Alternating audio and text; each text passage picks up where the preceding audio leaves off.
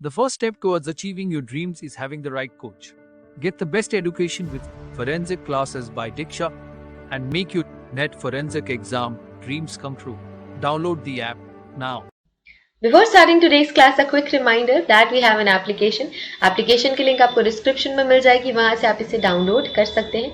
आप play store से भी इसे डाउनलोड कर सकते हैं एंड ऐप स्टोर से भी इसे डाउनलोड कर सकते हैं. जैसे आप एप्लीकेशन डाउनलोड करेंगे आपको लॉगिन करना होगा. लॉगिन करने के बाद आप स्टोर पर क्लिक कर सकते हैं.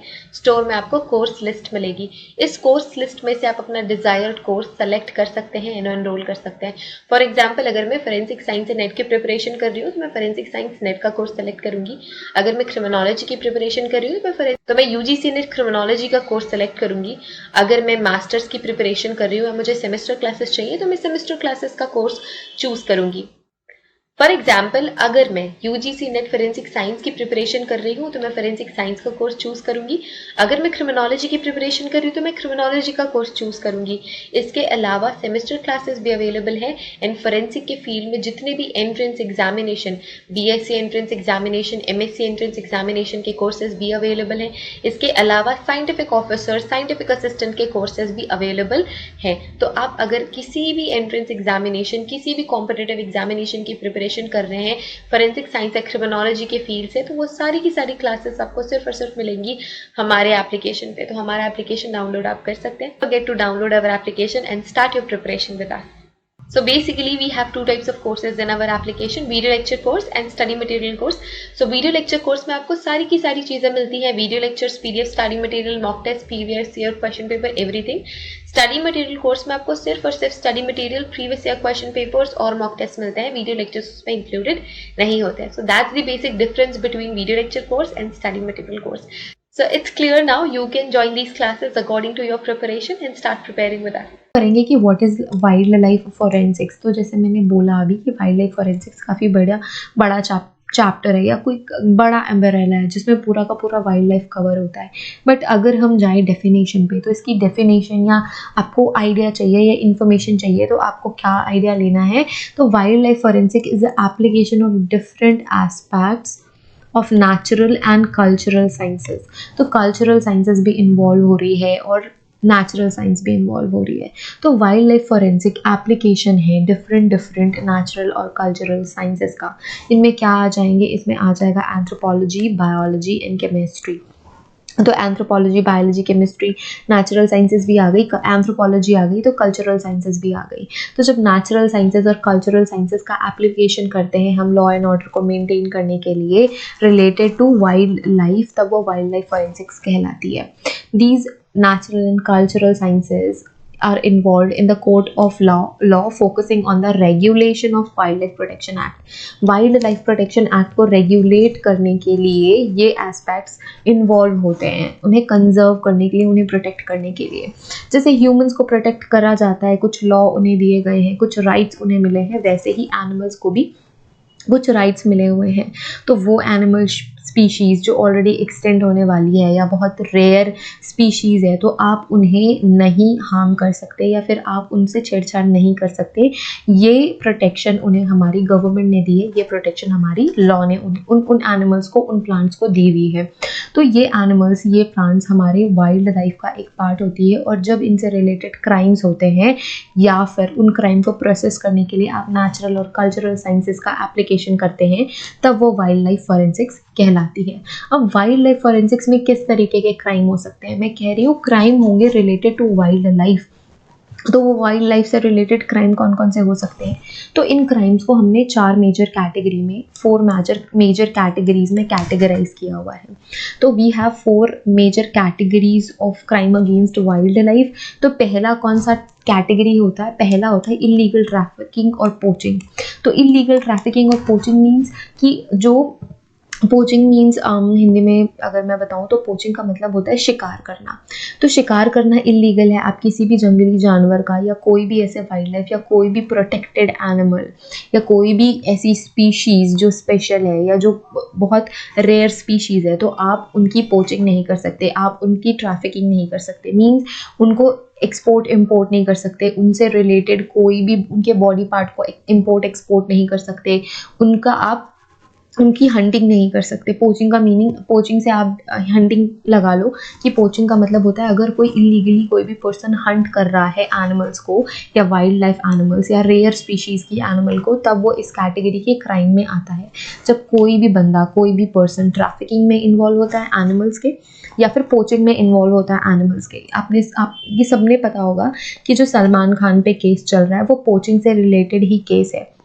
वो उनका इन्वॉल्वमेंट था पोचिंग में, और उन्होंने एक ब्लैक बग जो हमारी स्पीशीज़ होती है, एनिमल होता है, वाइल्ड लाइफ एनिमल, वो स्पीशीज़ है, तो उसके पोचिंग में इन्वॉल्वमेंट उनका रहा है और ये वाइल्ड लाइफ प्रोटेक्शन एक्ट के अंदर आता है। दैट्स वाई उन पे केसेस चल रहे हैं। तो ये फर्स्ट मेजर कैटेगरी होती है जब आप इलीगल ट्रैफिकिंग करते हो और जब आप इलीगली पोचिंग का प्रोसेस करते हैं किसी भी एनिमल के लिए। दूसरी बात है प्रोसेसिंग। प्रोसेसिंग का मतलब क्या है कि उस एनिमल की पोचिंग आपने कर ली एंड देन पे प्रोसेसिंग कर रहे हो। प्रोसेसिंग मीन्स उनकी स्किन आप इंपोर्ट एक्सपोर्ट करना चाहते हो, या फिर उनकी स्किन का बिजनेस, उनकी ने क्लॉज का बिजनेस, उनकी टीथ का बिजनेस। तो उनकी जो भी बॉडी पार्ट्स हैं उनका जब आप बिजनेस करते हैं और आप प्रोसेसिंग करते हैं, वो भी एक क्राइम है और ये भी वाइल्ड लाइफ क्राइम के अंदर पे आता है।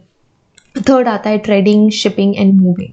तो ये मैंने बोला ट्रैफिकिंग के अंदर ही आ जाता है। ट्रेडिंग, अगर आप ट्रेडिंग नहीं कर सकते, आपने शिप नहीं करना है किसी भी एनिमल को, या फिर एक जगह से दूसरी जगह ले जाना या खरीदना बेचना नहीं कर सकते आप, ये इलीगल है और ये वाइल्ड लाइफ प्रोटेक्शन एक्ट के अगेंस्ट है और ये third major category of crime होता है।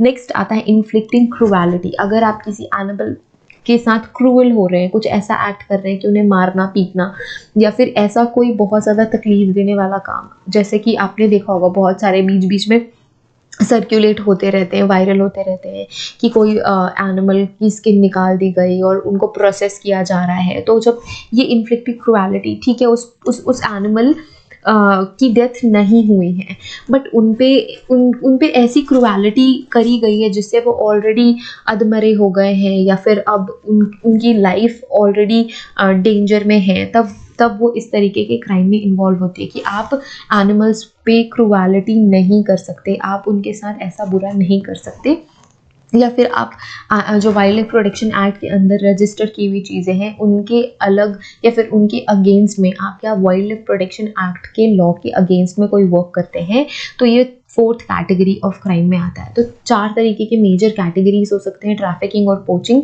प्रोसेसिंग, ट्रेडिंग, शिपिंग या फिर मूविंग या फिर इन्फ्लिक्टिंग क्रूएलिटी। तो ये सारी चीज़ें आप नहीं कर सकते, ये आपका हक नहीं है, ये प्रोटेक्शन एनिमल्स को हमारी गवर्नमेंट ने और लॉ ने दी हुई है।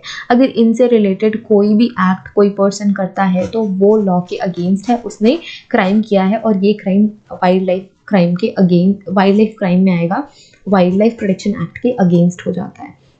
तो ये इंपॉर्टेंट कैटेगरीज थे क्राइम अगेंस्ट वाइल्ड लाइफ के। वाइल्ड लाइफ फॉरेंसिक क्लियर है, कौन कौन सी कैटेगरीज में हम कैटेगराइज करते हैं वाइल्ड लाइफ क्राइम्स को, ये भी क्लियर है। The legality of wild life killing depend upon the species. जैसे कि मैंने बोला कि it depend upon the species. अब आप किसी एनिमल्स को, अगर मैं कह रही एनिमल या कोई ऐसी स्पीशीज़ का जानवर जिस पे आप क्रूएलिटी कर रहे हैं या जब आपको किल कर रहे हैं या ट्रैफिकिंग कर रहे हैं, तो वो डिपेंड करता है कि व्हाट इज़ द स्पीशीज़। अब चूहे अगर मार रहे हैं तो इसका मतलब ये नहीं कि आपने वाइल्ड लाइफ प्रोटेक्शन एक्ट के अगेंस्ट आप हो गए।